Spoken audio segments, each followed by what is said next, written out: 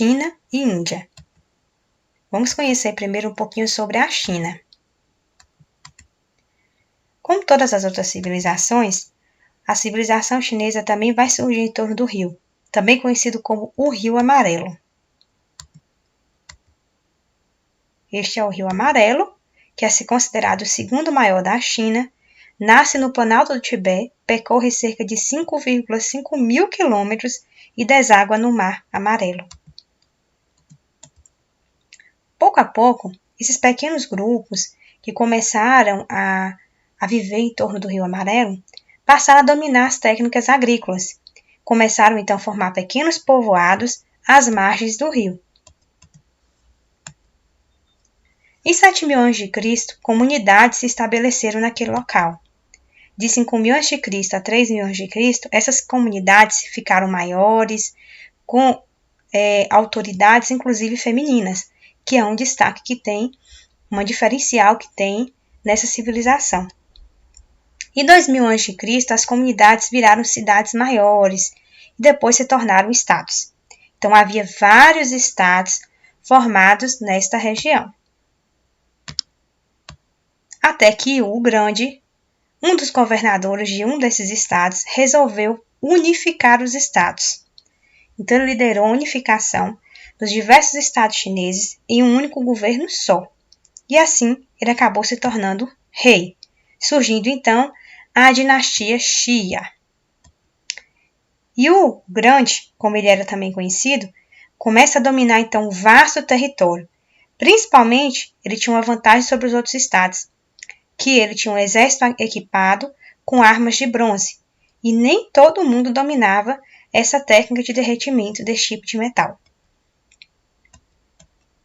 Por longos 4 mil anos, a China passou por sucessões de dinastias, passando por momentos de fragmentação e unificação, ou seja, não houve só essa dinastia, houve outras.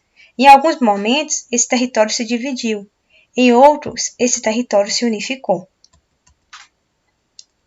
Mas nós podemos destacar as dinastias que influenciaram na configuração da sociedade chinesa: a dinastia Xia, a dinastia Shang e a dinastia Zhou. Nós já conhecemos a dinastia Xia, que foi a primeira dinastia. Vamos conhecer agora a dinastia Zhou. Bom, essa dinastia ela foi marcada por uma fragmentação, pois o imperador resolveu dividir o território em diversas partes e dando aí autonomia para a nobreza governar.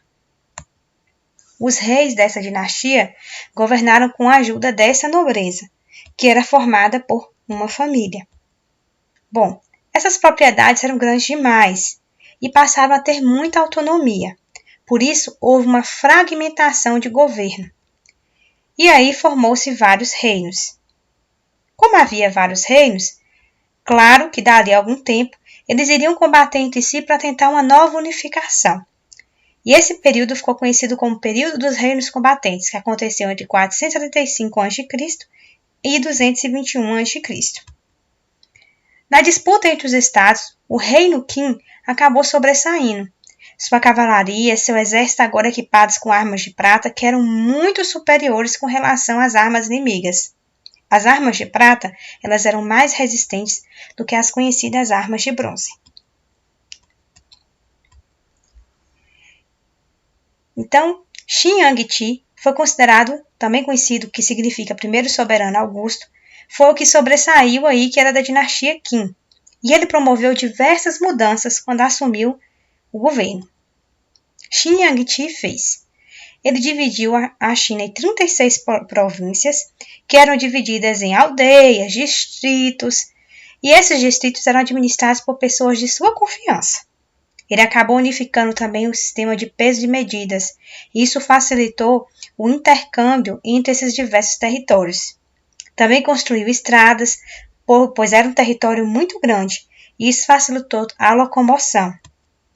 Construiu canais para facilitar o processo de cultivo dos alimentos, uniformizou a escrita, ou seja, todo mundo deveria escrever da mesma forma, e criou leis, impostos, expandiu mais ainda o território da China e iniciou a construção da Grande Muralha da China, a tão conhecida hoje, considerada inclusive uma das maravilhas do mundo. Essa é a Muralha da China, construída aí por esse imperador. Proteção e prosperidade. Esse é um destaque que tem no livro de vocês, que fala justamente sobre um mausoléu que foi encontrado na capital chinesa, conhecida também como Xi'an. Bom, nos anos 70, um grupo de camponeses estavam escavando, tentando, na verdade, construir um poço, e acabaram encontrando uma estátua de um guerreiro de tamanho original, todo feito de terracota. Então, isso despertou muita curiosidade dos arqueólogos, que ao escavarem descobriram cerca de 6.000 soldados, todos em tamanho natural. Também havia carruagens de bronze no local. As estátuas, antigamente eram pintadas, mas com o tempo elas acabaram perdendo a cor. Esse mausoléu tem cerca do tamanho de um campo de futebol. Baseia-se que ele levou cerca de 40 anos para ser construído e contou com 400 trabalhadores. Há alguns lugares que ainda não foram escavados.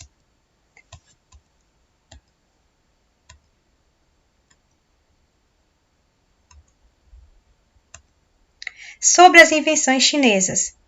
Os chineses deixaram várias invenções que até hoje nós utilizamos, que nós conhecemos então como legados. Uma das invenções é a escrita. Os chineses foram um dos primeiros a desenvolver o sistema próprio de escrita. Os mais antigos encontrados foram em 1500 a.C., em torno do Rio Amarelo. Eles escreviam em ossos de animais e cascos de tartaruga. Acredita-se que alguns oráculos utilizavam um bastão bem quente para derreter e, a depender da forma que rachasse ao escrever, poderia significar algo. A escrita chinesa, cada símbolo significa uma palavra. E essa palavra, esse símbolo foi modificando no decorrer do tempo, conhecido também como ideograma. A seda foi uma outra invenção muito importante, inclusive motivos de guerra naquela época. Bom, a seda era produzida por uma espécie de animal chamado Bombyx mori, e em uma fase da vida, essa mariposa ela produz fios, provavelmente o casulo. Ao se alimentar de uma amoeira, esse casulo deles possui fios bem fininhos. Os chineses descobriram que esses fios poderiam produzir a seda. Bom, existem evidências que a seda era produzida há 1500 a.C. No século III a.C. e o século III depois de Cristo, passou a ser um dos principais artigos comerciais da China.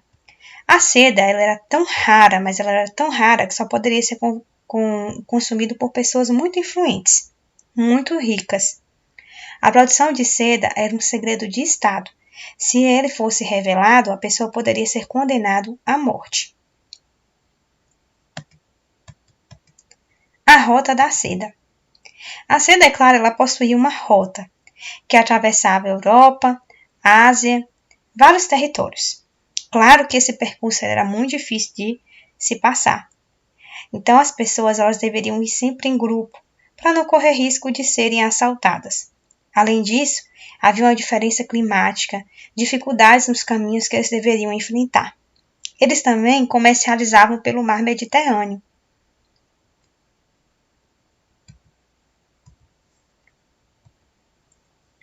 Costumavam vender em Veneza, pelo mar Mediterrâneo.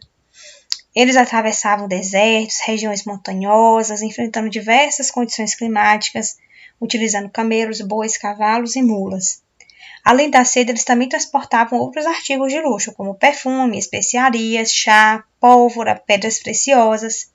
Havia um risco de assalto, por isso viajavam em caravanas de 100 a 500 pessoas e poderiam percorrer por dia de 25 a 45 quilômetros. A rota da seda possibilitou o intercâmbio de invenções e ideias do povo da Idade Média. Outra invenção foi o papel e a imprensa. O papel foi inventado depois de Cristo. Do século I depois de Cristo. O oficial Tsai misturou diversas matérias-primas, prensou e colocou para secar.